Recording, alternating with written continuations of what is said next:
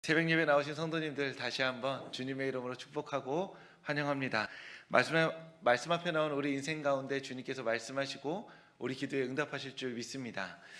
인생에는 생략이 없다라는 말이 있습니다. 마치 총량의 법칙처럼 기쁜 일이나 슬픈 일이나 때마다 하나님의 때에 우리 가운데 다 일어난다라는 표현입니다.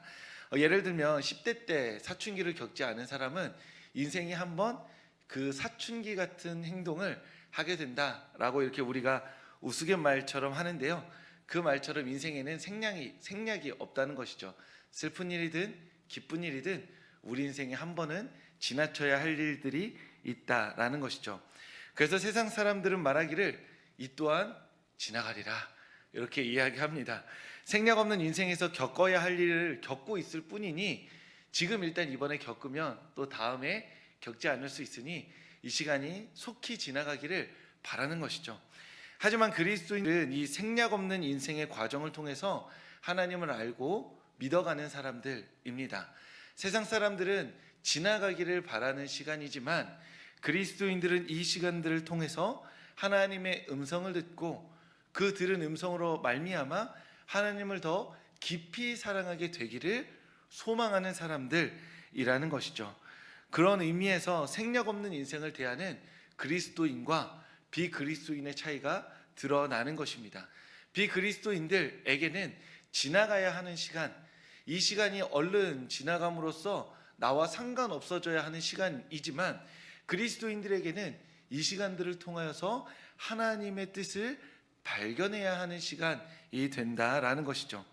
생략 없는 인생의 시간을 지나고 계시는 성도님들, 그 시간 속에서 말씀하시는 하나님을 만나게 되고 견고한 믿음과 진실한 사랑으로 거듭나는 성도님들 되시기를 소망합니다. 그리고 마치 생략 없는 시간을 지나는 것처럼 지금 나에게 일어나는 일들, 내가 마주했던 시간들에 있어서 그것이 무슨 의미인지, 하나님께서 왜 이런 일을 행하셨는지 질문하게 되는 성도님들, 그 질문 가운데 하나님께서 답하시고 은혜를 더하여 주실 줄 믿습니다. 오늘 본문 말씀은 교회로 모인 성도들을 향한 하나님의 말씀입니다.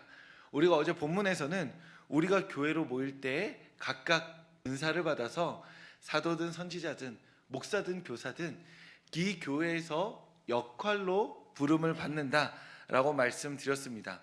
오늘은 그렇게 은사를 받아서 교회로 모여서 믿음의 생활을 하고 있는 사람들에게 다시 한번 신앙의 근본에 대해서 이야기하고 있는 말씀입니다. 우리가 만약에 기독교라는 어떤 이 종교를 가지고 시험을 친다고 생각해 보겠습니다. 그러면 이런 질문이 나온다고 생각해 보죠. 신앙생활의 근본은 무엇일까요? 우리가 신앙생활하는 궁극적인 목적은 무엇일까요? 그래서 오늘 성경 말씀 에베소서 주면서 에베소서를 가지고 세 줄로 논하시오 라고 나오면 말씀에서 막 찾아야 되니까요. 우리가 스스로 질문하게 되는 거죠. 내가 신앙생활하는 목적은 무엇일까? 일평생 신앙생활이라는 걸 해서 마지막에 내가 이루고자 하는 것은 무엇인가? 그리고 성경은 무엇이라 말하는가? 라고 한다면 에베소서 우리가 읽은 말씀에서는 4장 13절이 답이 될 수 있을 것입니다. 우리 에베소서 4장 13절 말씀입니다. 우리 하나님의 말씀 한 목소리로 읽겠습니다. 우리가 다 하나님의 아들을 믿는 것과 그리스도의 장성한 분량이 충만한 데까지 이르리니 아멘. 우리 신앙생활의 궁극적인 목적은 그리스도의 장성한 분량이 충만한 데까지 이르는 것입니다. 우리가 시간을 들이고 마음을 쓰고 힘을 내어서 신앙생활이라는 것을 끝까지 해냈을 때 우리가 이것이 헛되지 않았다는 걸 알려면 예수 그리스도에게까지 자라가야 한다는 것이죠. 15절 말씀에는 그것을 간단하게 이렇게 표현합니다. 범사에 그에게까지 자랄지라. 즉 우리의 모든 삶의 이유와 목적이 있다면 예수님에게까지 자라가는 것입니다.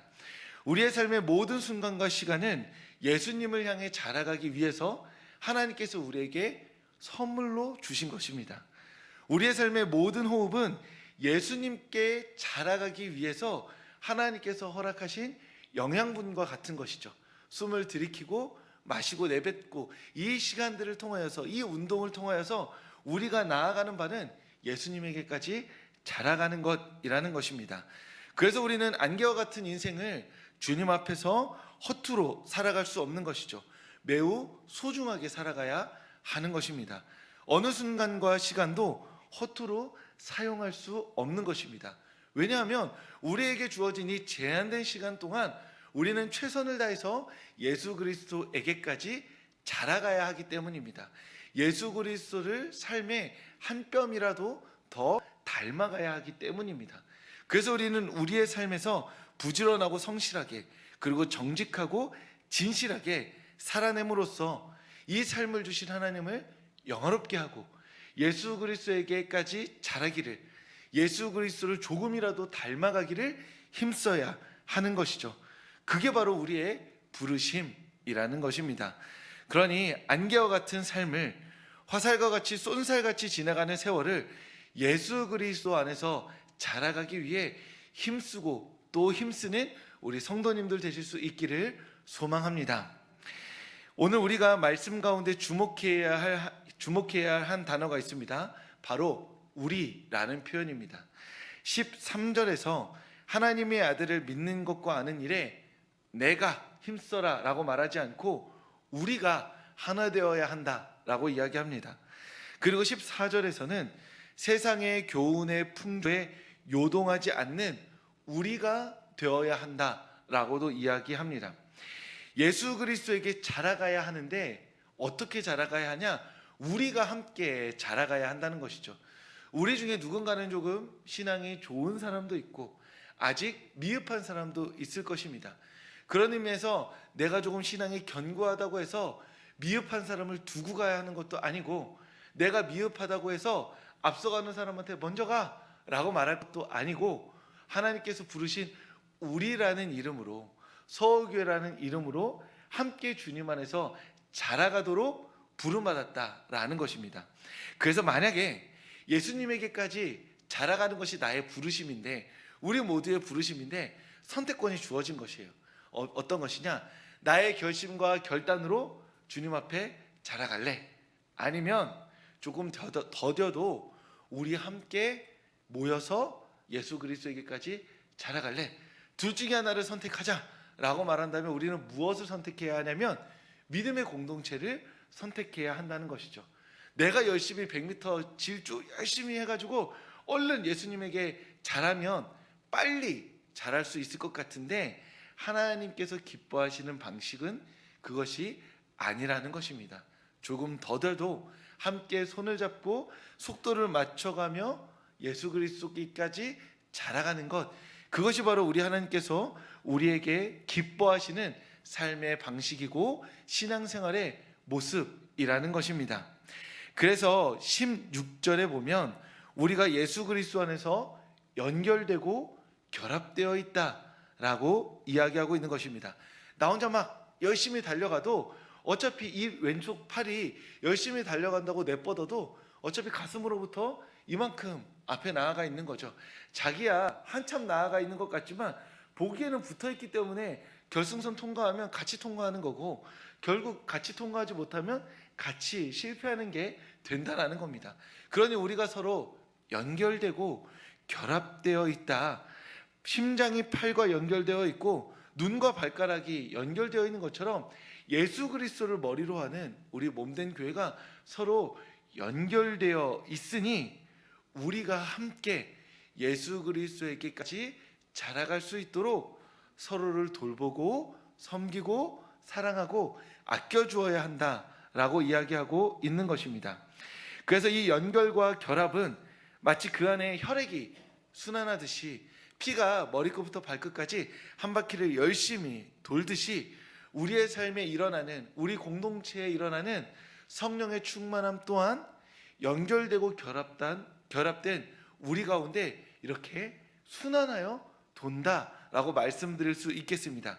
그래서 교회 내에서 한 사람이 성령 충만하게 되면 그 사람만을 위해서 하나님께서 성령 충만을 허락하신 것이 아니라 그 사람으로 말미암아 우리 서교회 안에 성령의 새로운 흐름을 만들어내시기 위해서 하나님께서 그 한 사람에게 성령 충만을 시작하신 것이죠. 그 한 사람에게 주신 것이 아니라 성령의 충만을 시작하신 겁니다.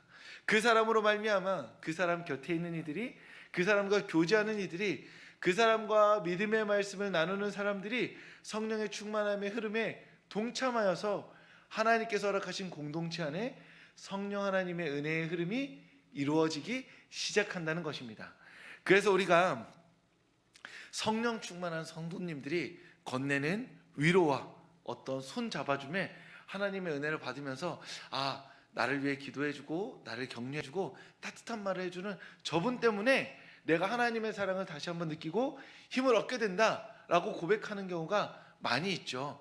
그것이 그 사람이 특별히 하나님의 은사를 받아서 누군가의 손을 잡아주면 하나님의 위로를 더 느끼게 해주는 능력을 그 사람이 가진 것이 아니라 하나님께서 그 한 사람에게 성령 충만을 주셔서 그 한 사람의 손 잡아줌과 그 사람의 안아줌과 따뜻하게 위로해주고 격려해주는 그 사랑의 행동을 통하여서 하나님께서 성령을 흘러가게 하시기로 작정하셨기 때문에 그 사람은 그 성령의 순환의 도구로 쓰임받고 있는 것이죠. 그래서 우리가 내가 하나님의 말씀으로 충만하고 기도로 충만하여져서 누군가의 손을 잡아줄 때 나를 통해 하나님께서 또한 위로의 은혜를 흘려보내 주실 수도 있다라는 것입니다.